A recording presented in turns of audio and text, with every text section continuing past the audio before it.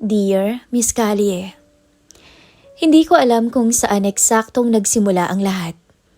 Siguro sa simpleng pagtagas lang ng tubig sa ilalim ng lababo namin. O baka noon pa, sa mga gabing kailangan ko ang asawa ko dahil laging late kung umuwi to. Ako po si Mara, hindi ko po tunay na pangalan. 27 years old, may isang anak at may asawa na. At ayon sa sabi ng mga tao, sayang daw ang itsura ko. Dahil pumatol lang ako sa gaya ng mister kong hindi kagapuhan at mayaman. Lalo na't maputi raw ako. Maganda ang hubog ng katawan. At kahit may edad na, head turner pa rin talaga ako sa mga lalaking dadadaanan ko. Pero mahal ko ang asawa ko. Totoo yun. At hindi ko maitatanggi. Pero nakakapagod din palang maghintay at makatulugan na lang ang mister sa kama sa mga panahong kailangan ng katawan ko. Hanggang sa dumating ang isang araw, nagbago ang lahat. Tanghali ng araw na yon ang tuluyang bumigay ang tubo sa ilalim ng lababo. Basang-basa ang sahig. Nagkandara pa ako sa pagpunas at habang inis na inis ako, tinawagan ko ang asawa ko. Love, sira na naman yung lababo. Sabi ko. Hindi ako makakaalis agad, love eh. E-text mo na lang si kumpare. Tobero naman yun. Sagot niya at halatang pagod ang boses. Hindi ko alam pero nag-alinlangan ako ng ilang sandali. Kilala ko naman si Dante, kumpare namin. Kaibigan ng asawa ko mula pagkabinata. Madalas din bumibisita to sa bahay. Palabiro at palangiti. May edad na rin na nasa lampas 40. Pero matikas pa. Halatang sanay sa mabibigat na trabaho. Nag-text ako. Kuya Dante, pasensya na po ah. Sira po yung lababo namin eh. Pwede po ba kayong dumaan? Mabilis ang reply niya. Nandito lang ako sa kanto, pupuntahan kita. Hindi ko alam kung bakit kinabahan ako. At pagdating niya, pawisan siya. Suot ang kupas na t-shirt at maong. Agad tong humiti nang makita ako. Ikaw lang pala mag-isa, Mara? Nasaan si pare? Nasa trabaho pa kuya eh. Mamaya pang uwi. Tumango siya at diretso sa lababo. Maya-maya'y lumuhod siya at binuksan ang ilalim. Medyo mahirap to ah.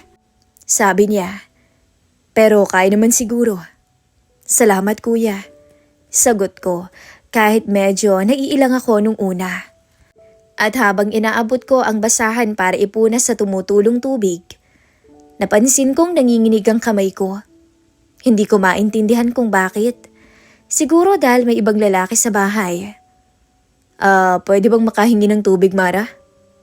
Oo naman. Sagot ko agad. Pagkaabot ko ng baso, nagdikit ang mga balat namin. Saglit lang yun pero sapat para maramdaman ko ang kuryente sa balat ko. Mabilis kong binawi ang kamay ko sa gulat. Pasensya na, sabi ko. Hindi ko alam kung bakit ako humingi ng paumanhin. Napatingin siya tuloy sa akin. Seryoso ang mukha niya pero may kakaibang lambing at tanong sa mga mata. Okay ka lang ba? Tanong niya. Oo, na mali lang ang nasabi. Sa puyat lang siguro. Pagsisinungaling ko. Mabilis lumipas ang oras at nang tumayo siya para maghugas ng kamay, napansin kong nakatingin siya sa akin. Sa katawan ko, sa hita ko. Mara, alam mo hindi ka pa rin nagbabago. Bigla niyang sabi. Napakunot ang noo ko. Anong ibig mong sabihin? Maganda ka pa rin. Direkta niyang sagot. Natahimik ako. At sa loob ko, kinilig ako kahit hindi dapat. Kuya Dante, may asawa po ako no? Saway ko sa kanya. Alam ko. At kumpare ko, biro lang naman yun. Sabi niya. Pero ang paraan ng pagkakasabi niya, parang sinusubukan niyang kumbinsihin ako. Nang matapos siya sa lababo, ayos na ang lahat maliban sa isip ko. Salamat talaga Dante. Magkano pala? Libre na, para sa'yo. Sagot niya. Naku, hindi pwede yun no. Pagkasabi ko noon, lumapit siya. Sobrang lapit. Hayaan mo na. Bulong niya.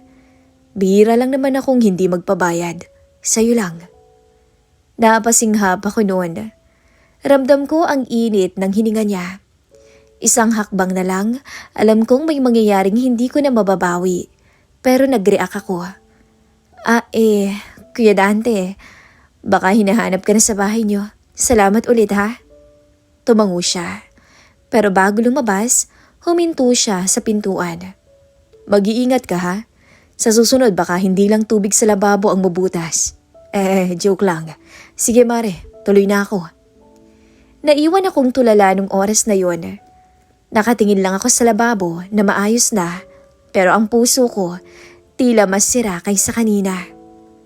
Akala ko matatapos na roon ang lahat, pero may mga bagay pala na kapag nasimulan na, kusang bumabalik kahit pilitin mong iwasan. Kinagabihan, late na naman umuwi ang asawa ko. Pagod siya at diretso higa na. Isang halik sa noo, isang kumusta ka love, tapos tulog na. Naiwan akong gising, nakatitig sa kisame. Pero ang hindi alam ng mister ko, paulit-ulit na bumabalik sa isip ko ang boses ni Dante. Kinabukasan, habang naglalaba ako sa likod ng bahay, may dumating na text. Okay na ba yung lababo nyo? Hindi na ba nasira? Si Dante. Kinukumusta kung may back job siya. Napatingin ako sa cellphone ko ng matagal bago ako nag-reply. Okay naman na kuya, salamat ulit ha. Mabilis naman ang sagot niya. Mabuti naman kung ganun. Kung may kailangan ka, text mo lang ako ha. Hindi ko alam pero napangiti ako nung time na yon nung mabasa ko ang mga text niya sa akin. At doon ko napansin na tila kinikilig na pala ako. At ayun nga, makalipas ang ilang araw, bumalik ang problema. Hindi na sa lababo, kundi sa banyo.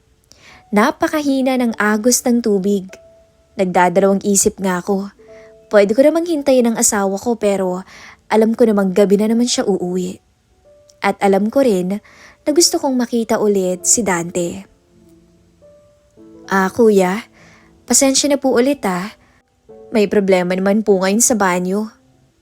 Matagal ang reply niya. Akala ko nga hindi na siya tutugon at tatawag na sana ako pero na-receive ko agad yung text niya bigla. Papunta na ako. Reply niya.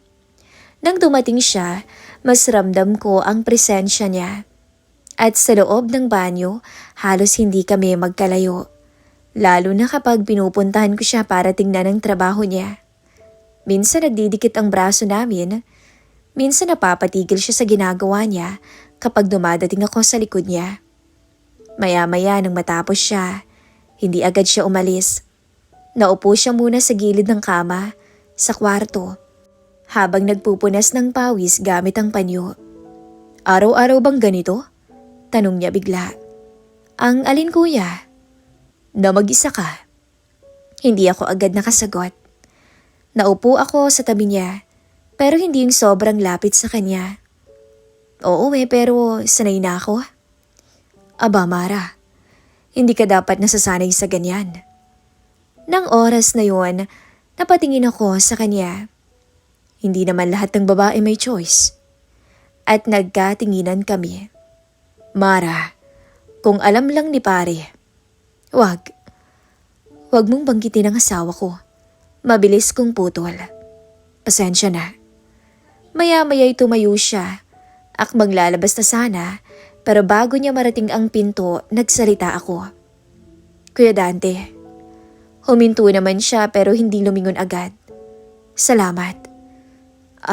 Baka gusto mong maghintay muna dito saglit. Magstay muna. Doon siya lumingon.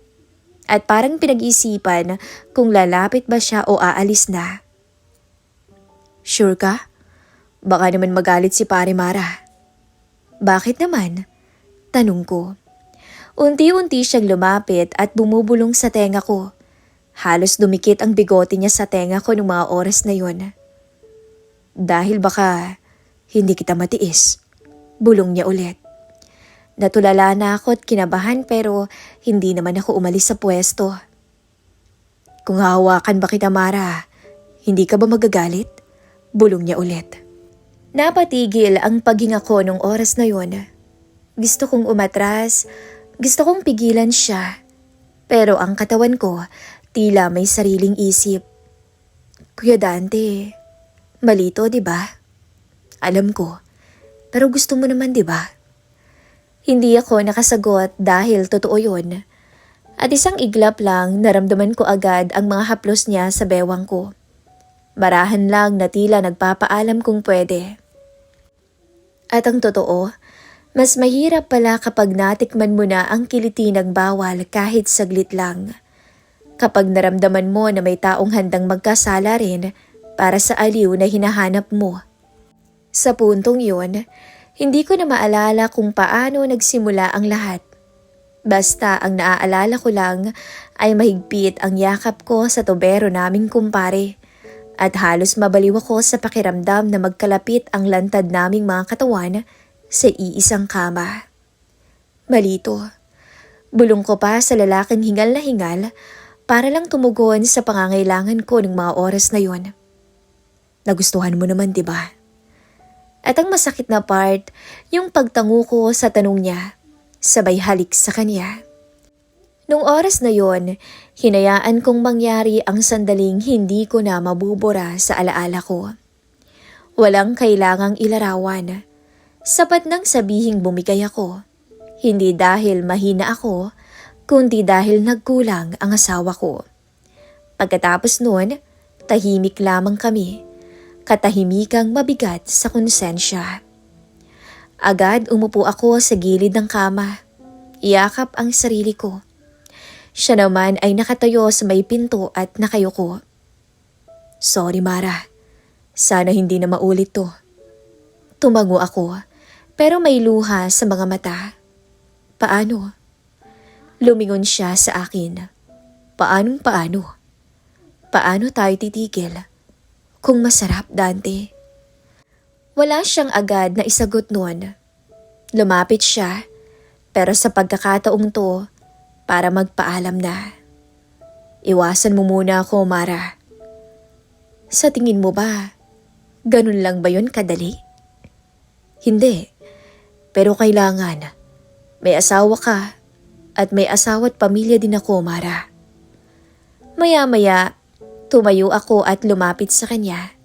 Sinubukan kong akitin siya kahit alam kong hindi ko na dapat gawin pa. Dante, masarap palang bawal. Bulong ko.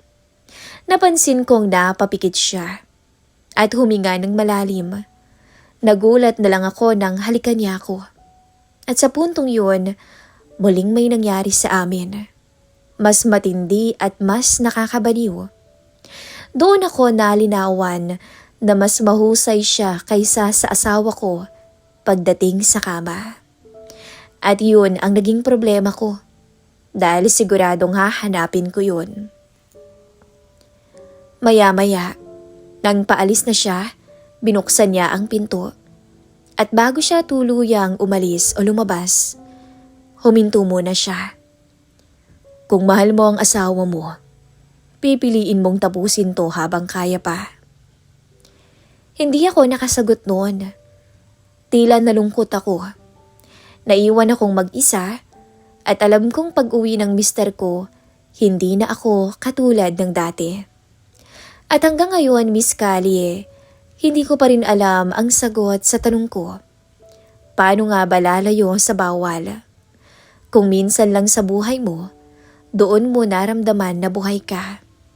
At hanggang ngayon, magka-text pa rin kami ni paring Dante. At kung minsan, nakakagawa pa rin naman kami ng kasalanan kapag may pagkakataon. Hanggang dito na lang po muna ang kwento ni Mara. Sa mga gustong magkomento, just comment down below at atin pong abangan muli ang susunod pang mga kwento dito lang sa ating channel. Miss Callie.